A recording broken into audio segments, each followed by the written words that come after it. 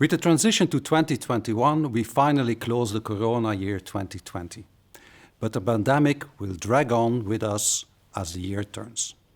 Due to the recent new outbreak of the virus and the wave of lockdown measures in Europe and in other parts of the world, the beginning of 2021 will undoubtedly be similar to previous months.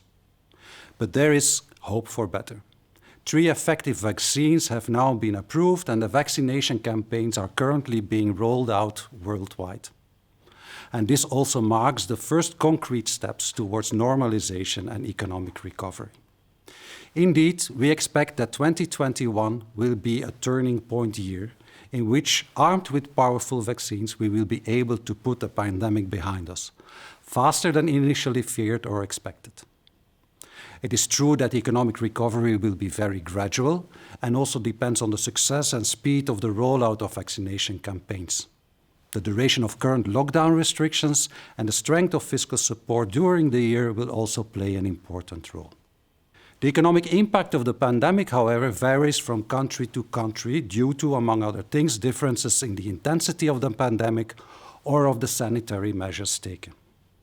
Within Europe, we find that the more northern countries did better in 2020 than the more southern countries.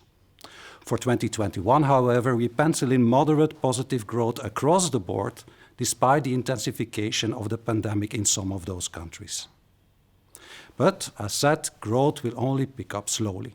It will take until 2022 before the euro area GDP reaches pre-crisis levels. Outside Europe, we see that the growth engine continues at a strong pace in China and will pick up in the US as well. China already fully digested the pandemic last year, and we expect US GDP to return to pre-crisis levels as early as this year, with strong positive growth figures. For Europe, a more gradual economic recovery is penciled in, gaining momentum as the lockdown measures are gradually phased out and consumer and producer confidence recover robustly. Despite the better growth outlook for 2021, we must not forget that the economic damage of the pandemic remains very high. Several years of economic growth have been lost, and these will not be recuperated. During this transitional year 2021, additional stimulus and support remain more than necessary. And for this, we first and foremost look at fiscal policies that have been supporting the economy in unprecedented ways since the beginning of the corona crisis. We assume that this expansionary policy stance will also continue this year. New fiscal policy measures have recently been approved both in the US and in Europe, and moreover, the runoff elections in the US state of Georgia have now also assigned the last 2 Senate seats to the Democrats. With his very narrow majority, President Biden now has some leeway to continue an expansive fiscal policy, although the more extreme points of the Biden program will remain difficult to achieve. In addition, central banks, and in particular ECB and Fed, stand ready to ensure accommodating financing conditions and provide additional stimulus if needed. In doing so, they are more likely to turn to additional asset purchases either on a larger scale or for longer periods of time, rather than on new cuts in the short-term policy rates. These rates seem to have reached a lower limit for the time being. Low for longer remains thus the baseline as far as interest rates are concerned. The focus of the ECB on easy financing conditions not only ensures low interest rates, but also stabilizes markets, as is for instance the case in the euro area sovereign bond markets.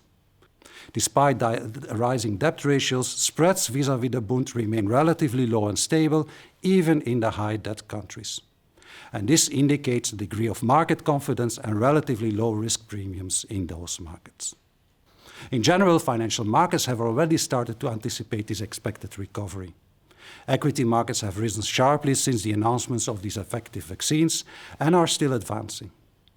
And signals from central banks that financing conditions will remain easy in the coming years has provided additional support to the equity markets, which are now also seeing price-earning ratios rise.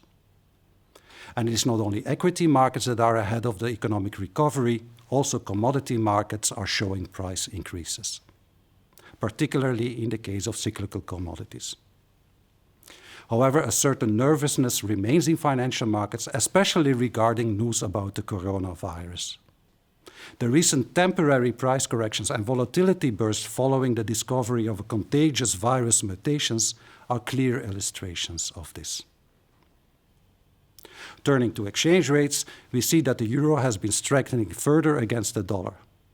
The strong role of the EU, for instance in the context of the EU Next Generation Pact, and more generally the prospect of normalization as well as the reduction in real interest rate differentials are certainly factors that may have contributed to this. In short, our baseline scenario for 2021 assumes a general but gradual economic recovery from the second half of the year moving into next year, supported by an expansionary fiscal policy and against the backdrop of persistent low interest rates. All in all, this is a positive note to start the year. However, we must not lose sight of a number of risks and so-called known unknowns. For example, the structural damage of the corona crisis to the economy remains an important unknown. Indeed, for the time being, the extensive range of government support measures is shielding companies and employees from the greatest impact of the crisis. And the extent of that impact will therefore only become clear as time goes on and a number of support measures will be scaled down. We do expect that the employment rate will rise slightly in the coming years and that a number of companies will cease their activities. And in the short term, Brexit may still be an issue. Although the Brexit deal finally creates clarity and avoids the no-deal worst-case scenario, additional negotiations remain necessary going forward.